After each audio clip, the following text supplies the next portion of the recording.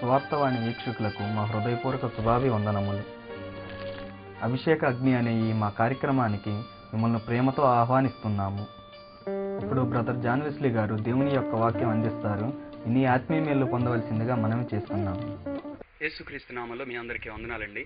అభిషేక అగ్ని అనే ఈ కార్యక్రమం మీరు క్రమం తప్పకుండా చూస్తూ మీరు పొందుతున్న ఆత్మీయ మేలు మాకు తెలియజేస్తున్నప్పుడు మేము చాలా దేవుని స్తుతిస్తున్నాం. అనేక మంది కార్యక్రమం కోసం ఎదురు చూస్తున్నారని విని కూడా మేము చాలా సంతోషిస్తున్నాం. దేవుడు ఇంకా మిమ్మల్ని అత్యధికంగా ఆశీర్వదించబోతున్నాడు. ఇంకా అనేకమైన వర్తమానాలు దేవుడు మీకు ఇవ్వబోతున్నాడు. క్రమం తప్పకుండా ఈ కార్యక్రమం చూడండి. దేవుడిచ్చి ఆత్మీయ మేలు వాక్యం విని మీరు మేలు పొందవలసిందిగా మనవి చేస్తూ ఉన్నాను.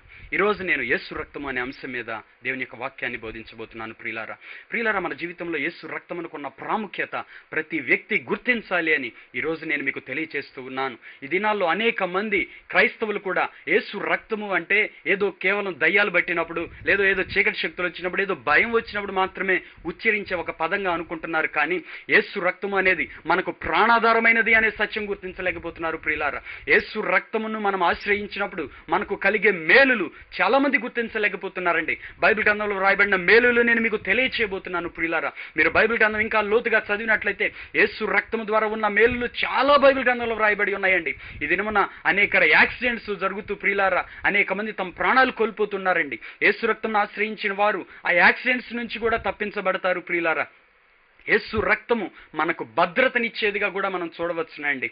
ప్రియులారా, బెన్నిహిన్ గారు అనే దైవజనుడు తన జీవితంలో యేసు రక్తమునకు ఆయన ఎంత ప్రాముఖ్యత ఇస్తున్నాడు అంటే ప్రతి క్షణము యేసు రక్తమును స్మరిస్తూ ఉంటారంటండి. ఇంట్లోంచి బయటకు వెళ్ళాలి అంటే ఆయన యేసు రక్తమును తనపై చల్లుకొని బయటకు వెళ్తారంటండి. నా శిరస్సుపై యేసు రక్తం చల్లుకుంటున్నాను, నా ముక్కులో యేసు రక్తం చల్లుకుంటున్నాను, నా కళ్ళలో యేసు రక్తం చల్లుకుంటున్నాను, నా నోటిలో యేసు రక్తం చల్లుకుంటున్నాను, నా చేతులలో నా కాళ్లలో యేసు రక్తం చల్లుకుంటున్నాను, నా వీపులో వెన్నుపూసలో యేసు రక్తం చల్లుకుంటున్నాను, నా పొట్టలో యేసు రక్తాన్ని చల్లుకుంటున్నాను. ఇలా తన ప్రతి అవయవములో కూడా యేసు రక్తమును చల్లుకుంటున్నాను అని నోటితో ఉచ్చరించడం ద్వారా అలాగూ యేసు రక్తమును ఆశ్రయిస్తూ ప్రియులారా అలాగూ తన వ్యక్తిగత జీవితంలో తను ముందుకు వెళ్తారంటండి. అంతేకాదు మీటింగ్స్ కు వెళ్లే ప్రయాణాల్లో కూడా తను నా బండిపై యేసు రక్తం చల్లుతున్నాను, నా బండి ఇంజన్ లో యేసు రక్తం చల్లుతున్నాను, నా బండి ముందు యేసు రక్తం చల్లుతున్నాను, నా బండి ప్రక్కన యేసు రక్తం చల్లుతున్నాను, నా బండి వెనక యేసు రక్తం చల్లుతున్నాను అని ఇలాగూ యేసు రక్తమును ఆశ్రయిస్తూ ప్రియులారా తన జీవితంలో తను పొందిన మేలులు తెలియజేస్తున్నారండి. ఒకనొక దినమున పరిశుద్ధాత్మ దేవుడు స్వయంగా బెన్నిహిన్ గారితో ఈ విషయం మాట్లాడారంటండి. యేసు రక్తంను ఆశ్రయించినప్పుడు సంహారపు దూత దాటిపోయినట్లుగా ప్రమాదాలు దాటిపోతాయని ఆ దైవజనునికి దేవుని దూత చెప్పడం జరిగింది. ప్రియులారా, పాత నిబంధన గ్రంథంలో మనం చూస్తే ఇశ్రాయేలీల యాత్రలో సంహారపు దూత వారిని సంహరించడానికి వచ్చినప్పుడు ప్రియులారా ఈ ఇశ్రాయేలీలు యేసు రక్తమును ఆ గొర్రెల యొక్క రక్తమును ఆ ద్వార బంధముల మీద పైకమ్మి మీదను 2 నిలువు కమ్మిల మీదను వ్రాయటం మనం చూడగలుగుతాం. ప్రియులారా, పైకమ్మి మన మనస్సుకు గుర్తుగా పరిశుద్ధాత్మ దేవుడు నాకు తెలియజేస్తున్నాడు.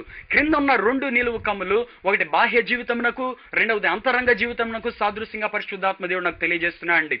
మన మనస్సులో యేసు రక్తమును చల్లుకొని మనం పవిత్రపరచబడినప్పుడు మన బాహ్య జీవితం పవిత్రంగా ఉంటుంది, మన అంతరంగ జీవితం కూడా పవిత్రంగా ఉంటుంది. యేసు రక్తమును ఆశ్రయించినప్పుడు ప్రియులారా మనం పరిశుద్ధంగా జీవించడం సాధ్యమే. ప్రియులారా, ఈ సమయంలో నేను మీకు ఒక సంగతి తెలియచేయబోతున్నాను. మానవ జీవితంలో మనల్ని దేవుడు నిర్మించినప్పుడు మనలో రక్తాన్ని ఉంచాడండి. ఆ రక్తము మన శరీరంలో అది ప్రవహిస్తూ ఉందండి. తల మొదలుకొని అరికాలు వరకు రక్తం మనలో ప్రవహిస్తుంది. ప్రియులారా, శరీరంలో ఎక్కడ దెబ్బ తగిలినా కూడా అక్కడ ముందు బయటకు వచ్చేది రక్తమేనండి. ఇలాగూ రక్తముతో మనము కప్పబడి ఉన్నాము అనేది కూడా మనం తెలుసుకోవచ్చు. ప్రియులారా, అంతేకాదు రక్తం యొక్క శాతం తగ్గిపోతే బలహీనులైపోతారు, పాలిపోతారు, ఇంకా చనిపోయే పరిస్థితి కూడా ఏర్పడుతుందండి. మన జీవితంలో రక్తమునకున్న ప్రాముఖ్యత అంత ముఖ్యముగా ఉన్నది. ప్రియులారా, బైబిల్ గ్రంథంలో చూస్తే లేవీకాండం 17వ అధ్యాయం 11వ వచనం చూస్తే రక్తము దేహమునకు ప్రాణము, బలిపీఠం మీద పోయిటకు దాన్ని మీకు ఇచ్చితిని అని చెప్తాడండి. 17వ అధ్యాయం 14వ వచనం చూస్తే దాని రక్తము దాని ప్రాణమునకు ఆధారము, మీరు ఏ దేహ రక్తమును తినకూడదు, వాటి రక్తము సర్వదేహములకు ప్రాణాధారము, దానిని తినువాడు మరణశిక్ష నందును అని వ్రాయబడి ఉంటదండి. ద్వితీయోపదేశకాండం 12వ అధ్యాయం 23వ వచనం చూస్తే రక్తము తిననేకూడదు, భద్రము సుమి, ఏలయనగా రక్తము ప్రాణము అని చెప్తాడండి.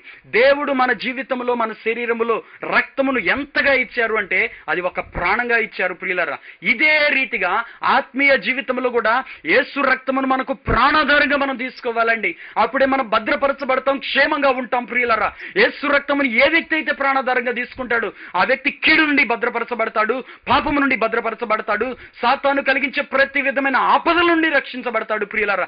కాబట్టి యేసు రక్తమును ఆశ్రయించడం మన జీవితంలో చాలా ప్రాముఖ్యంగా ఉందండి. ఇక్కడ లేవికాండం 17:11 చూస్తే బలిపీఠం మీద పోయిటకు దాన్ని మీకు ఇచ్చేది అంటున్నాడు. దేవుడు ఎందుకు మనకు రక్తాన్ని ఇచ్చాడు అంటే బలిపీఠం మీద మనం పోయాలండి, సజీవ యాగంగా మనం సమర్పించుకోవాలి అని రోమీయులకు రాసిన పత్రిక 12:2 అపోస్తలుడైన పౌలు భక్తుడు చెప్పడం మనం చూస్తాం. ప్రియులారా, ఈ రక్తము మనకు ప్రాణాధారంగా ఉంది, ప్రాణంగా ఉంది. ఏ వ్యక్తి అయినా పాపం చేసినప్పుడు ఆ పాపం వలన కలిగేది ఏమిటి అంటే మనలో ఉన్న ఈ జీవము తగ్గిపోవటం ప్రారంభిస్తుందండి. ఈ ప్రాణాధారమైన రక్తం యొక్క ఆ శక్తి మనలో తగ్గిపోవటం ప్రారంభిస్తుందండి. ఉదాహరణకు ఎయిడ్స్ వ్యాధిని మనం తీసుకుంటే వ్యభిచరించవద్దు అని దేవుడు చెప్పాడు. వ్యభిచారం చేసిన వ్యక్తికి ఎయిడ్స్ వ్యాధి వస్తుంది. ఎయిడ్స్ వ్యాధి వచ్చినప్పుడు మన శరీరంలో ఉన్న రక్తంలో ఉన్న తెల్ల కణాలు తరిగిపోతున్నాయండి. అవి తరిగిపోయినప్పుడు రోగ నిరోధక శక్తి క్షీణించిపోతుంది. అంతకంతకు ఆ వ్యక్తి దినదినము వ్యాధుల బారిన పడిపోతాయండి.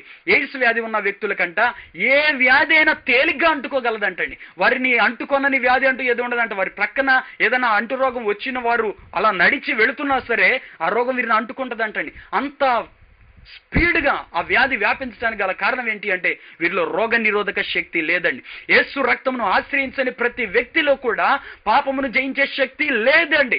పాపమును జయించే శక్తి ఒక్క యేసు రక్తం ద్వారానే మనం కలిగి ఉండగలము అనే సత్యం నేను మీకు తెలియజేస్తున్నాను ప్రియులారా. ఈ దినాల్లో చాలా మంది ఇలాగ బాధపడిపోతున్నారు. అయ్యో, పాపంలో జీవించకూడదని నాకు ఆశగా ఉంది, పాపంలో జయించాలని నాకు ఆశగా ఉంది, కానీ నేను జయించలేకపోతున్నాను, ఎలాగో నేను ఈ పాపం నుండి విడుదల పొందాలి అని చాలా మంది నలిగిపోతున్న వారు ఉన్నారు ప్రియులారా. అటువంటి వారికి ఈ సమయంలో దేవుడు తెలియజేస్తున్న సమాధానం ఒకే ఒకటి, అది యేసు రక్తము ప్రియులారా. యేసు రక్తమును మీరు ఆశ్రయించినప్పుడు మీరు భద్రపరచబడతారు. మీ శరీరము, ప్రాణము, ఆత్మ క్షేమంగా ఉండగలుగుతాయి ప్రియులారా.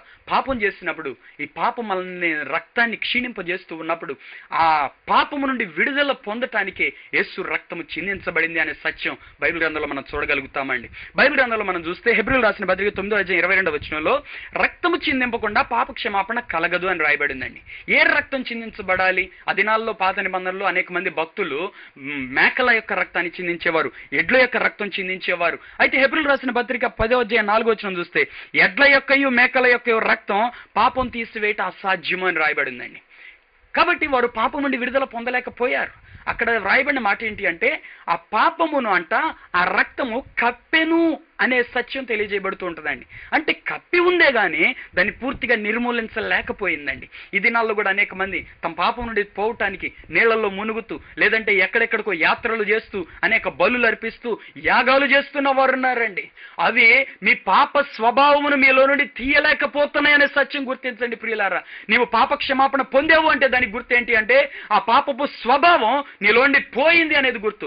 పాపపు స్వభావం ఒక వ్యక్తిలో నుండి తీయగలిగింది భూమి మీద ఒకే ఒకటి, అదే యేసు రక్తం అండి. యేసు రక్తం తప్ప భూమి మీద మరి ఏది కూడా మానవుల్లో ఉన్న పాపపు స్వభావాన్ని తీసివేయలేకపోతుంది. మానవుడు బాల్యము నుండి పాపంలో జన్మించాడు కాబట్టి పాపపు స్వభావమును కలిగి ఉన్నాడు ప్రియులారా. దాని నుండి తీసివేయగలిగింది ఒకే ఒక్క యేసు రక్తం ప్రియులారా. యేసు రక్తము మనలోనికి వచ్చినప్పుడు, యేసు రక్తమును మనం ఆశ్రయించినప్పుడు నిర్జీవ క్రియల నుండి మనం విడుదల పొందగలుగుతామండి. హెబ్రీయులకు రాసిన పత్రిక 9:14 చూస్తే క్రీస్తు యొక్క రక్తము నిర్జీవ క్రియలను విడిచి జీవము గల దేవుని సేవించుటకు మీ మనస్సాక్షిని శుద్ధి చేయను.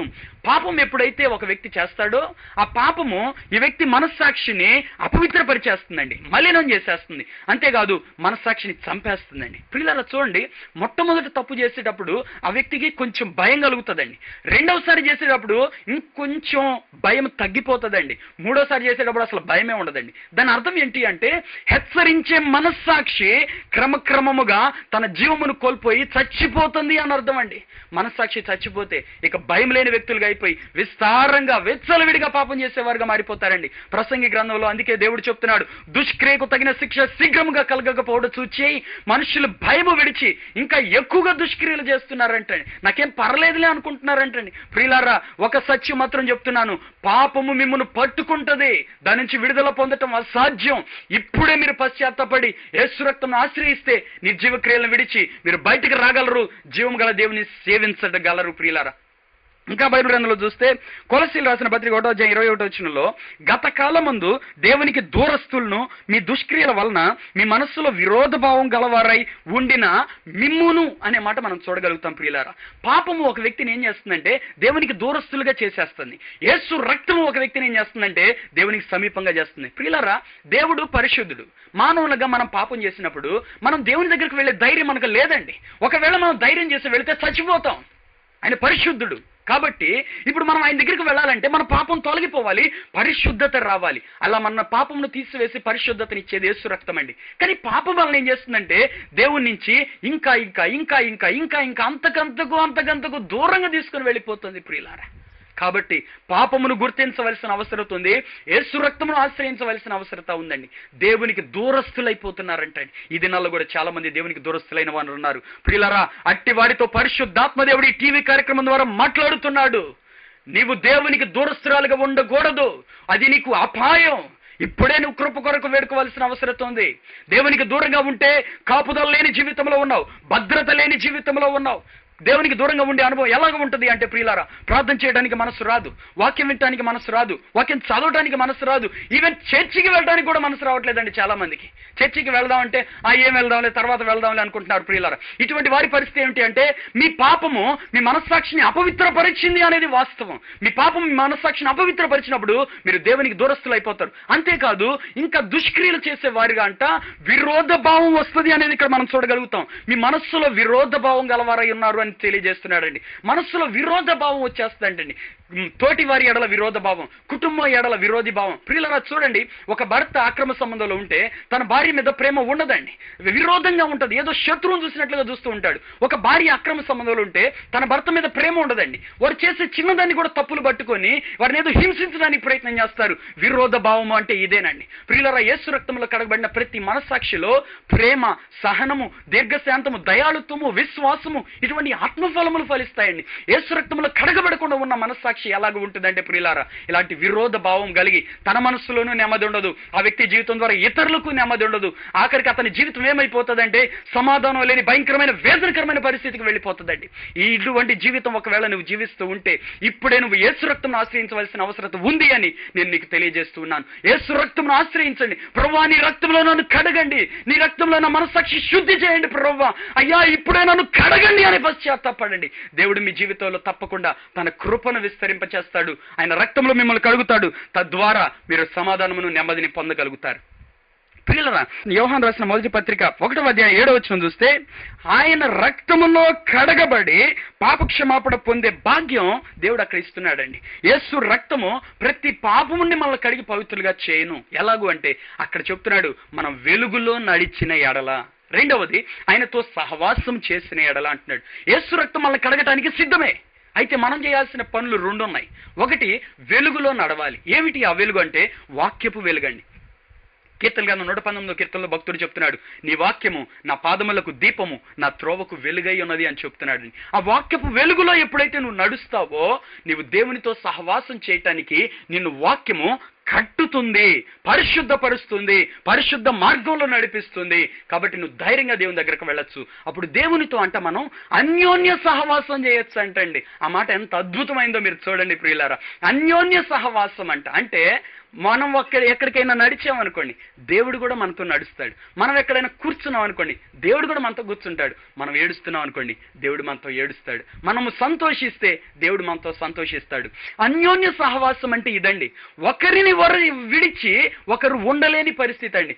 మనల్ని విడిచి దేవుడు ఉండలేడు, దేవుని విడిచి మనము ఉండలేమండి. నిజంగా ప్రియులారా, దేవుని సన్నిధిని నువ్వు నీ జీవితంలో ఒక్క దినమైన అనుభవించడానికి ప్రయత్నం చేయి. నిజంగా దేవుని సన్నిధిని అనుభవించడానికి ప్రయత్నం చేయి. నీ ప్రాణం పోయినా సరే నువ్వు దేవుని విడిచిపెట్టావు.